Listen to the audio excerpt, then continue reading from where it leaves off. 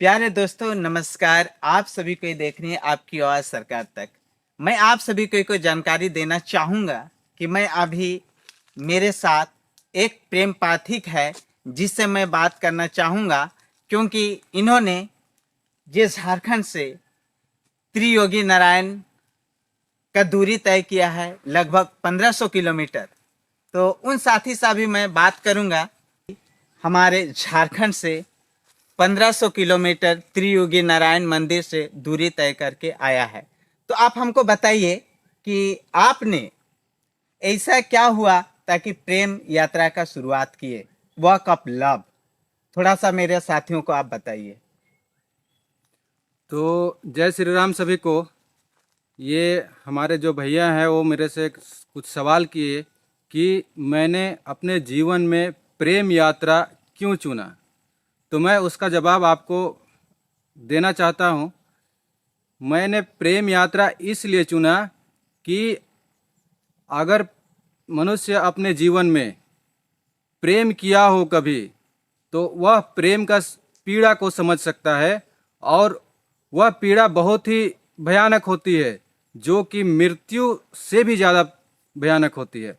तो मैं यह यात्रा निकाला बहुत ही कष्ट से, और वो कष्ट ये थी कि जब तक मैं अपने यात्रा को नहीं निकाला तब तक मैं अपने अंतरात्मा को, खुद को संभाल नहीं पा रहा था।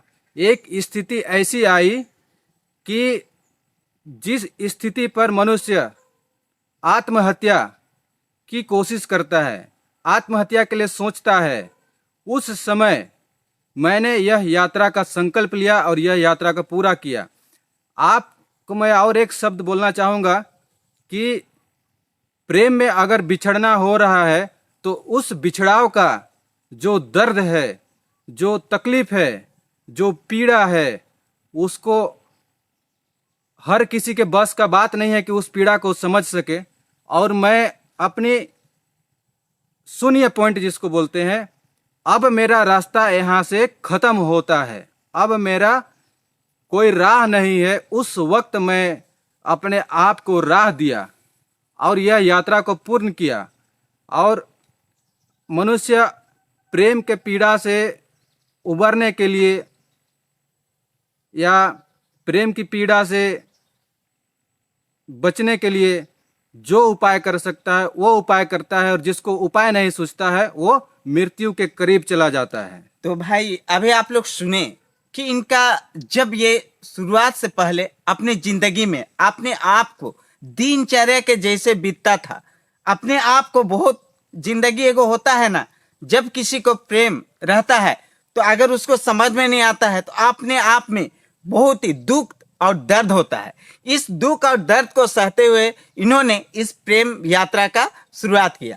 तो भाई अब हमको एक चीज बताइए कि लोग क्या बोलते हैं, आपको यही हम जानना चाहेंगे और आप हमको क्लियर बताइएगा कि आपने ये त्रियोगी नारायण ही क्यों सोचे मंदिर जाने के लिए। और भी तो बहुत सारा जगह है, तो उस जगह को ही आप क्यों चुने, और वो ऐसा धर्म स्थान जगह है, थोड़ा उनके मेरे दर्शकों को बता दीजिए। ये आपने बहुत अच्छा सवाल किया है कि मैं अपनी यात्रा के लिए त्रियुगी नारायण मंदिर ही क्यों चुना।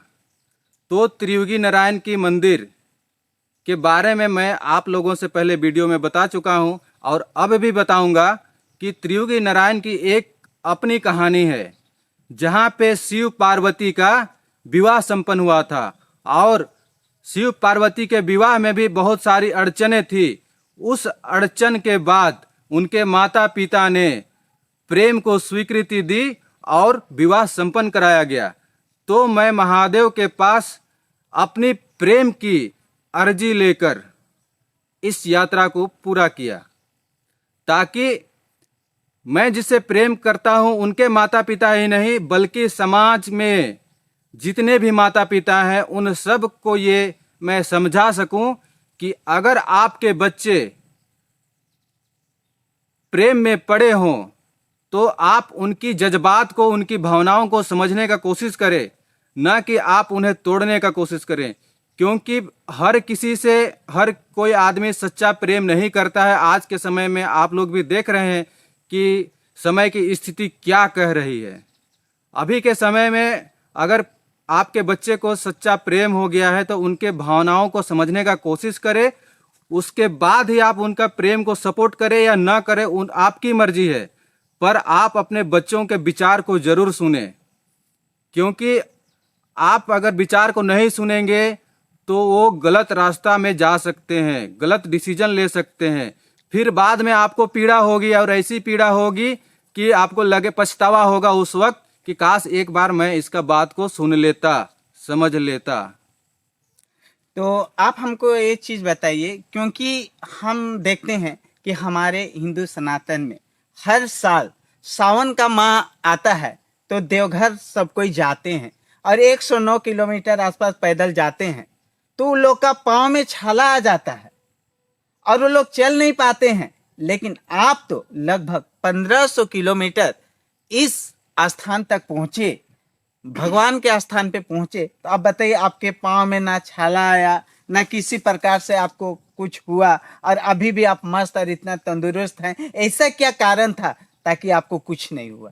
थोड़ा इसको मेरे साथियों को बता दीजिए। ये जो आपने सवाल किया है, ये सवाल आत्मा से जुड़ी हुई है, और यह आत्मा से जुड़ी हुई शक्ति है। जो शक्ति आपको प्रेम से मिलती है, वही शक्ति मुझे अपना प्रेम से मिला। इस साल 2025 में मैं भी सुल्तानगंज से देवघर का कांवड़ यात्रा किया था। उस वक्त 3 दिन का सफ़र में 2 दिन दर्द का टैबलेट खा के चला था मैं। और इस यात्रा से मैं खुद भी अचंभित हूँ कि जिस दिन से यात्रा में शुरुआत किया, चलना शुरू किया, उस दिन से लेकर आखिरी तक मेरे शरीर में एक कांटा तक नहीं गड़ा। मेरे शरीर में 1% का कोई दर्द महसूस नहीं हुआ। और मैं चाहता था कि मुझे दर्द महसूस हो। जो दर्द इधर सीने में है, हृदय में है, वो दर्द कदमों में बह जाए, पर ये दर्द बाहर न आया, न शरीर को पीड़ा हुआ। तो ये जो मुझे यात्रा करने की शक्ति मिली और यात्रा करने की जो प्रेरणा मिली, वो मुझे मेरे प्रेम से मिली। अभी जो प्रेमिका है वो भी खुद भी नहीं जानती कि उसके प्रेम की शक्ति कितनी प्रबल है। और ये कोई, मेरा जो प्रेम है वो संसारिक मोह नहीं है, वो प्रेम मेरा आराधना है, और यह प्रेम मेरा आत्मा का पुकार है। इसीलिए वो शक्ति मुझे मिली कि मैं उसके लिए असंभव कार्य भी कर सकता हूँ। तो मेरे भाई अभी बताएं, आप लोग सुने कि आज दुनिया में प्रेम नहीं, 2 दिन के लिए प्रेम करते हैं, एक के साथ जाके दूसरा के छोड़ देते हैं। लेकिन एक ऐसा शख्स था ताकि अपने प्रेम के लिए देखे कितना ही दर्द न्यौछावर कर दिए। इसे कहते हैं सच्चा प्रेम। लोग आज ऐसे लोग नहीं मिलते हैं। हम लोग सतयुग में सुने हैं बहुत ऐसा, लेकिन इस कलयुग में हम लोग को देखने या सुनने का नहीं मिल रहा था आपके जैसे प्रेम। तो मैं यही बोलना चाहूंगा मेरे साथियों, इस तरह का प्रेम जो दिल से करता है उसे लोगों को अमल करना चाहिए। ऐसे प्रेम कभी नहीं मिलेगा कहीं पर भी। और लोग बहुत अभी चल रहे हैं, हम लोग देख रहे हैं बहुत सारे सोशल मीडिया में कि जाति पाति में आ जाते हैं लोग और उनका प्रेम उसको नहीं मिल पाता है। तो मेरे भाई एक ही चीज मैं बोलना चाहता हूं कि जाति पाति नहीं देखता है प्रेम। प्रेम सबसे बड़ा होता है और उसे दिल से जो भी निभाता है वही जानता है कि प्रेम क्या होता है। तो ये सबसे बड़ी हम लोग के लिए समस्या है, क्योंकि जाति पाति घात। हम सभी आज हिंदू यही जाति पाति भेद में बट गए हैं, जिसके कारण से हम लोग का टूटते जाता है। तो मैं आपसे और एक प्रश्न रखना चाहता हूं कि समाज में लोग, जब आप ये 1500 किलोमीटर की लगभग दूरी तय किए, तो हमारे टोला गांव और लोग बहुत सारे आलोचनाएं कर रहे थे, ये गलत गलत शब्द का उच्चारण कर रहे थे या कमेंट भी कर रहे थे बात। उन लोगों को आप क्या बोलना चाहिएगा? तो मैं अपने यात्रा के दृष्टि से या एक प्रेमी के दृष्टि से मैं समाज को ज़्यादा कुछ बोलना नहीं चाहूँगा, पर कुछ शब्द हैं उनके लिए जो मैं आप लोगों के समक्ष रखता हूँ। और ये बात को अमल करना न करना आपके ऊपर है, मेरे ऊपर नहीं। और ध्यान दे, मैं उस समाज के साथ बिल्कुल नहीं हूँ जो समाज अपने फायदे के लिए, अपने इच्छा पूर्ति के लिए नियम बनाए। रहा बात जाति पाति का, तो जाति पाति आज आया है। भारत देश में जाति से भी पहले एक व्यवस्था थी, वर्ण व्यवस्था, और वर्ण व्यवस्था से भी पहले थी एक गोत्र व्यवस्था, और गोत्र व्यवस्था ऋषियों से मिला और वह वर्ण व्यवस्था में बटा गया। गोत्र व्यवस्था में आपके बुद्धि, आपकी परिपक्वता, आपका आचरण, आपका विचार जिस रूप में प्रवाहित हो रहा था, उस रूप का उस वर्ण में आपको बांटा गया। अगर कोई बच्चा गुरुकुल में जाता था तो उस गुरुकुल में एडमिशन उस बच्चे को उसके गोत्र के आधार पर लिया जाता था, और उस गोत्र के आधार पर उसे शिक्षा दिया जाता था कि यह गोत्र किस शिक्षा और किस ऋषि से विकसित हुआ है। तो उस शिक्षा के आधार पर अगर कोई शिष्य, कोई बच्चा अगर देश प्रेम निकलता है उस गोत्र के आधार से, तो उसको देश रक्षा के लिए क्षत्रिय वर्ण में बांटा गया, क्षत्रिय वर्ण में उसको दिया गया। और कोई शिष्य धर्म का परिचारक के रूप में अगर विकसित होता है उसका मन, तो उसे ब्राह्मण का दर्जा दिया गया। और कोई ऐसा शिष्य भी हुआ जो अपने देश की रीढ़ बनने का कार्य करे, अपने देश की अर्थव्यवस्था को संभालने का कार्य करे, उसे वैश्य की दर्जा दिया गया। और ध्यान दे, शूद्र, एक शब्द शूद्र भी आता है। शूद्र उस वर्ग के लोगों को बटा गया शूद्र वर्ण में जहां पे ब्राह्मण हो, क्षत्रिय हो या वैश्य हो, तीनों के साथ में कदम से कदम मिला के चलने के लिए उनको शूद्र, उसका सेवा, उसका कर्म, उसका कारीगरी को देख के उसको शूद्र वर्ग में बांटा गया। और मैं आज एक शब्द और कहना चाहूंगा समाज को कि आज नल कोड़ने के लिए, जल, धरती से जल निकालने के लिए बोरिंग का व्यवस्था है, अलग बात है, लेकिन बोरिंग में भी स्टाफ जो काम करते हैं वो किसी न किसी शूद्र समुदाय से ही आए हुए होते हैं। और अभी से कुछ वक्त पहले चला जाए, जहां पे बोरिंग की सुविधा नहीं थी, वहां पे कुआं खोदने की सुविधा थी, तो उस कुआं को भी किसी न किसी शूद्र द्वारा उस कुआं को खोद कर पानी निकाला गया था। याद रखे, कोई ब्राह्मण और कोई क्षत्रिय वो कुआं नहीं खोदा है, कोई ना कोई कारीगर ही खोदा है, और उस कारीगर ने कुआं को रूपांतरित किया, जो भी कार्य कुआं के लिए करना पड़ा उसको कुआं को किया, और इसको कुआं से पानी निकाल के हर उच्च वर्ग के लोगों ने पिया। उस वक्त उन्हें कोई तकलीफ नहीं थी कि ये कुआं को किसी शूद्र ने खोदा है, पर तकलीफ तब होती थी जब कोई शूद्र उसी कुएं पर खड़ा हो जाए तो उस कुआं का पानी नहीं पीता था। तो शूद्र कोई गलत व्यक्ति नहीं था, गलत समाज ने बनाया, गलत आपके विचार ने बनाया। तो मैं किसी ऐसे समाज के साथ नहीं हूं जो भेदभाव करे, जातिवाद में बांटे। आज हिंदू इसलिए कमजोर पड़ा है क्योंकि हिंदू हिंदू का नारा लगाते लगाते सारे हिंदू 75 भाग में बट गए। और एक बात, हमारा भारत देश अखंड भारत था, तो अखंड भारत का नारा लगाते लगाते इस हिंदुओं के कारण अखंड भारत टुकड़ों में बट गया। सही बात है। तो अभी मेरे साथियों, आप सभी के सुनने, क्योंकि दर्द और पीड़ा इसका में इतना ज्यादा है, अगर किसी को अगर दिल से, हृदय से इसने प्रेम करे और उस प्रेम में इस तरह से समस्या आ जाए जाति के नाम में, तो बहुत ही दर्द होता है। ताकि इस व्याख्या अभी हम लोग सुने, बहुत ही दर्द लगा। मैं जितना भी मेरे साथियों और मेरे व्यूअर्स को मैं यही बोलना चाहता हूं कि मेरे साथी जो है इतना अच्छा अपने प्रेम के लिए अपने आप को भगवान के आस्था में जुड़ गए, तो ऐसे प्रेम करने वाले नहीं मिलेंगे।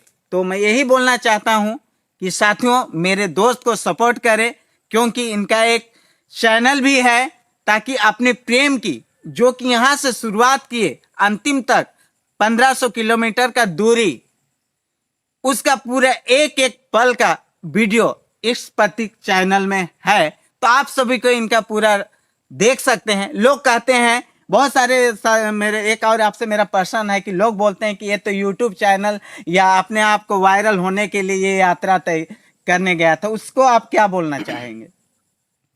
जिन लोगों ने भी मेरी यात्रा के लिए टिप्पणी की है, उन लोगों को मैं ज़्यादा कुछ नहीं कहना चाहूँगा, क्योंकि उस व्यक्ति ने जिस स्तर से सोचा, जिस दृष्टि से मुझे देखा और मुझे जिस बुद्धिमता से जानने की कोशिश की, वह उसका बुद्धि का स्तर है। वह उसका बुद्धि का स्तर है कि उसने प्रेम को पहचाना नहीं या फिर प्रेम को समझा नहीं, क्योंकि वह जीवन में प्रेम को ना समझना चाहता है ना देखना चाहता है, क्योंकि उसने अपने जीवन में उस तरह का प्रेम पाया ही नहीं। और मैं एक शब्द और आप लोगों को कहना चाहूँगा कि हर व्यक्ति के अंदर वो कमी है कि वह प्रेम को पहचान नहीं सकता है, क्योंकि वह उस पल को महसूस किया ही नहीं। उसको बचपन से सिखाया गया, समाज के द्वारा सिखाया गया कि प्रेम अपराध है। तो मैं समाज के सभी लोगों से पूछना चाहता हूं कि समाज हर बुरे कर्म को आंख बंद करके सहन कर सकती है, पर समाज एक प्रेम विवाह स्वीकार नहीं कर सकती है। और प्रेम कोई पाप नहीं, किसी धर्म में प्रेम को पाप नहीं किया कहा गया है। समाज ने अपनी दृष्टि से प्रेम को पाप कहा है। तो अभी आप लोग सुने, बहुत अच्छा ये भाई ने बताया। और एक चीज मैं आप सभी को बोलना चाहूंगा, और ये रियल है।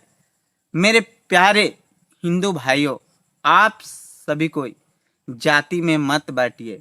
जाति में बढ़ते रहिएगा, हम लोग टूट जाएंगे। इसलिए आप जाति में मत बांटिए। अगर कोई भी जाति में प्रेम हो रहा है, अगर दोनों राजी खुशी है उस प्रेम से, क्योंकि प्रेम की शुरुआत तो कोई अकेले नहीं करता है, प्रेम तो दोनों तरफ से होता है। तो फिर आखिर में ये क्या होता है ताकि जाति में आ जाता है? आप इसको जरूर से जरूर कमेंट करके बताइए। प्यार दोनों तरफ से होता है, दोनों तरफ से हुआ, और अंतिम में ये जाति क्यों आता है? मेरे साथियों, जाति में मत तोलो, क्योंकि जाति में तोड़ते तोड़ते हम लोग विखंडित हो जा रहे हैं।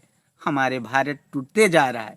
प्रेम एक ऐसा चीज है, उसे जोड़िए, तोड़िए नहीं। आप लोग जानते हैं, प्रेम के लिए अभी भी दशरथ माझी का कहानी आप लोग सुने हैं।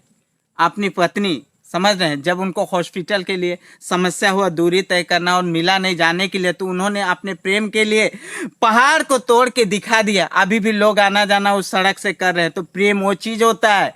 प्रेम जो किया ही नहीं है वो क्या जानेगा प्रेम का बात और दिल की बात को। इसलिए मेरे भाइयों, प्यार बहुत ही होता है, दिल से होता है, इसे तोड़िए नहीं। और मेरे जो साथी है उसे प्रेम मिल जाए, यही चीज हम बोलना चाहेंगे, क्योंकि दिल से प्रेम किया है। ऐसे प्रेम करने वाला आपको कहीं नहीं मिलेगा। मैं आप लोगों से या समाज से कुछ और बात करना चाहता हूं इनके चैनल के माध्यम से। जितने लोग भी इनके चैनल देखते हैं, वो अपने आसपास नज़र घुमाएं और देखने का कोशिश करें कि आपका समाज, आपका गांव, आपका क्षेत्र किस ओर बढ़ रहा है। आज के समय में आपने अपने बच्चों को संस्कारहीन बना दे रहे हैं, और संस्कारहीन बनाने का नतीजा यह होगा कि आपकी 10 साल 12 साल की पुत्री एक ऐसे व्यक्ति के हाथ में चली जाएगी जो उसे प्रेम की समझ नहीं है, और केवल स्त्री हो या पुरुष हो, हर कोई एक दूसरे के लिए खिलौना बन चुका है। तो लोगों ने मेरे से एक और भी सवाल किया था कि एक लड़की, एक स्त्री के लिए आप इतना संघर्ष कर रहे हैं। तो मैं हर उन सवाल करने वालों को या जिसके मन में यह विचार आए, उनको जवाब देना चाहता हूं कि एक स्त्री कभी वस्तु नहीं हो सकती है और एक पुरुष के लिए वो कभी खिलौना नहीं हो सकती है। लेकिन एक स्त्री के लिए इतना कुछ जिसने सोचा उसने, हर किसी ने अपने घर की स्त्री को शायद खिलौना समझा हो। सही बात। तभी इस बात क्योंकि स्त्री वो शक्ति है जिसमें सृजन करने की क्षमता है। हमारी धरती माता जितना सृजन कर सकती है, जीवन अपन पा सकती है, उसी तरह स्त्री भी एक जीवन देने की क्षमता रखती है। इसलिए आप स्त्री को केवल स्त्री के रूप में न देखें, उसे एक सृजनकर्ता के रूप में देखें और स्त्री के लिए मान सम्मान बनाए रखें। और एक बात, समाज के सभी लोगों को मैं अपनी यात्रा के अनुभव से मैं बताना चाहता हूं कि हर प्रेम सच्चा हो जाए ये मैं बिल्कुल नहीं कहता, और हर प्रेम झूठा हो ये भी गलत, ये भी मुमकिन नहीं है। और हर प्रेम को सपोर्ट करने का आग्रह मैं नहीं करता, ये मेरी इच्छा भी नहीं है कि हर प्रेम को सपोर्ट किया जाए, क्योंकि प्रेम की सत्यता कहाँ तक सत्य है उसका जानकारी सिर्फ दो प्रेमी को ही हो सकता है, घर वालों को नहीं। इसलिए अगर आपके बच्चों ने अपने प्रेम के लिए अगर आपका तक बात रखा है तो आप उस बात को विचार करें और उसका प्रेम का सत्यता को जांचें कि उनका प्रेम में कितना सत्य है, कितना ईमानदारी है, क्या ये दोनों प्रेमी एक साथ जीवन बिताने के लिए सक्षम है। अपने सूझबूझ से, अपने विचार से प्रेम को समझने के बाद ही स्वीकार करें।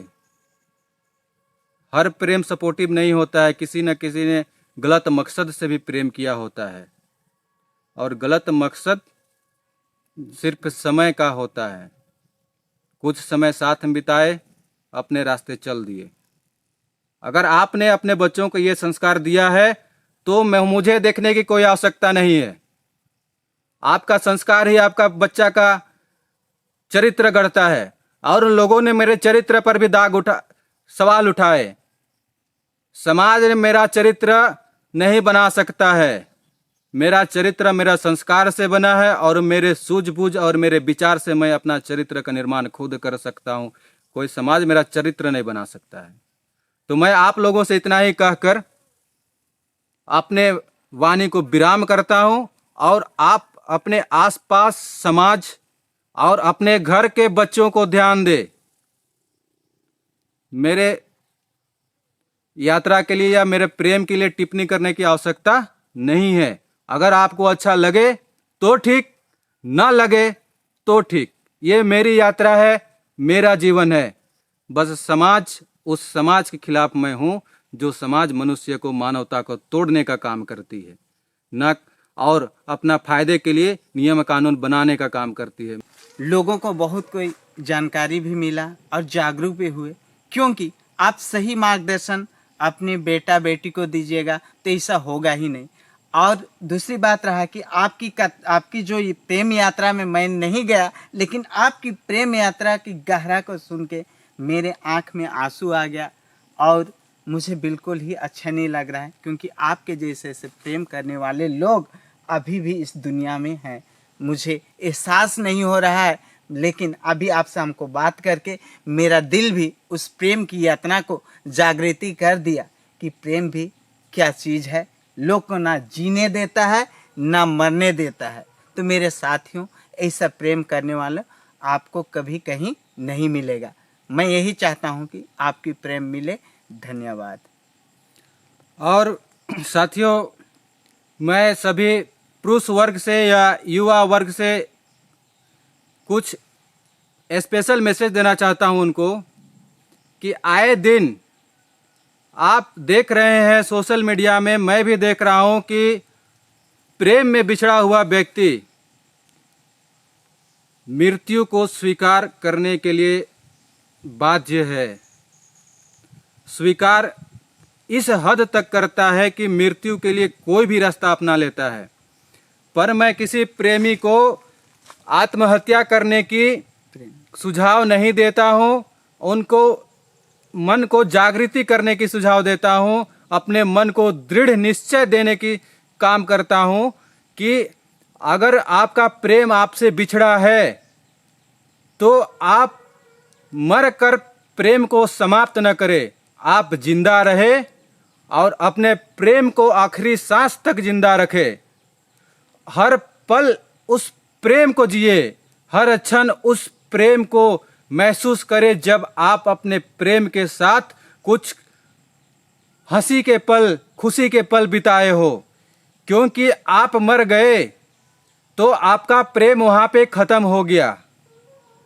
अगर आप मृत्यु को अपनाते हैं तो भले आपका प्रेम कितना सच्चा हो, लेकिन अगर आपके मन में प्रेम की सत्यता हो तो आपको मृत्यु तक वह नहीं लेके जाएगी। क्योंकि प्रेम हिंसा नहीं है, प्रेम अहिंसा है और प्रेम मार्ग दिखाता है। आपके जीवन में प्रेम की वजह से या किसी भी रीजन से अगर आपको दुख हुआ हो, तकलीफ हो रहा हो, तो वह दुख और वह तकलीफ आपकी आत्मा की जागृति करके जाएगी, न कि आपको मिटा के जाएगी। इसलिए भाइयों, आप सभी ध्यान दें कि अपने आप को इस हद तक न तोड़े कि आप मृत्यु को गले लगा ले। इस पल से मैं भी गुजरा हूं। ये भाई साहब जिनका वीडियो देख रहे हैं, इनके सामने मैं खुद भी कहा हूं कि अब इच्छा जीने की नहीं रही भाई, तो अब मैं मृत्यु को शायद गले लगा सकता हूं। तो आप इसे मृत्यु ना समझे। प्रेम आपको जिंदा रखेगा जिस तरह मुझे जिंदा रखा। आज मैं इस वस्त्र पर हूं तो अपने प्रेम की वजह से, और प्रेम की शक्ति को आप पहचाने। और ये वस्त्र जो मैं धारण किया हूं, यह वस्त्र की शक्ति मुझे पता है। ये प्रेम कभी किसी को तकलीफ नहीं देती, बस तकलीफ उन लोगों के होती है जो प्रेम को पाप समझा है। हमारे जितने भी ईश्वर हैं, उसकी भी प्रेम लीला ही है। हर ईश्वर की प्रेम लीला है। विष्णु जी के प्रेम लक्ष्मी जी से, शिव जी के प्रेम पार्वती जी से, कृष्ण जी के प्रेम राधा जी से। और एक बात सुने, जितने भी हमारे ईश्वर हैं, सभी ने प्रेम का अलग अलग अर्थ समझा के गए जीवन में। आप किस अर्थ को लेके चलते हैं वो आपके विचार पर डिपेंड करता है। राधा कृष्ण भी मिले हैं, उनको राधा कृष्णा को श्राप मिला था कि आप 100 साल तक बिछड़े रहेंगे। 100 साल के बाद उन्होंने मिला है। आप कहीं से भी पता कर लीजिए, अगर आप पढ़े लिखे हो तो आपको भी इसका ज्ञान होगा। एक ऐसा ही है, ताकि आज के जनरेशन कलयुग में ये मुश्किल है। इसे प्यार किया, उससे घूमा, ये नहीं मिला। ये चाह सकते थे दूसरा भी और कदम उठाने, लेकिन ये कदम ना उठा के अपना प्यार को लोगों के पास दिखाया कि ऐसा भी किया जा सकता है। तो चलिए साथियों, आप सभी को बहुत बहुत बधाई और धन्यवाद। आप सभी को ये चैनल देख रहे थे, और इस प्रेम लव वॉक ऑफ लव को देखने के लिए आप इस पैथिक चैनल जाइए और पूरा डिटेल देखिए। धन्यवाद। जय झारखंड, जोहार।